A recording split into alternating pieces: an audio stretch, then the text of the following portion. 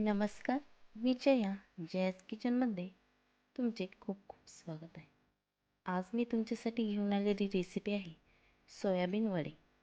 अगदी बनवायला खूप सोपे आणि टेस्टी. चला तर आपण रेसिपीला सुरुवात करूया. इथे मी काही मसाले व सोयाबीन घेतलेले आहे. सोयाबीन मी 15 मिनटं पाण्यात भिजून मग मिक्सरमधून बारीक केली होती. त्यानंतर ऑइल केलेले बटाटे आणि हे पीठ, एक बेसन पीठ आहे, रवा आणि मैदा. आता आपण एका प्लेटमध्ये हे सर्व मिक्स करून घेणार आहोत.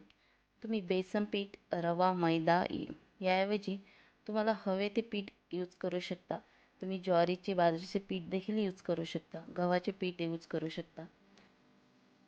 तर मी माझ्याकडे जे अवेलेबल होते ते पीठ यूज केलेले आहे. त्यानंतर मी सर्व मसाले ॲड केलेले आहे, चवीनुसार मीठ आणि लास्टला कोथिंबीर.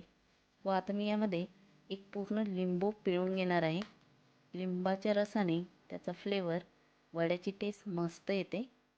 आता हे सर्व मिश्रण आपण व्यवस्थित मळून घेणार आहोत. एक घट्ट असा गोळा तयार करून घेणार आहोत.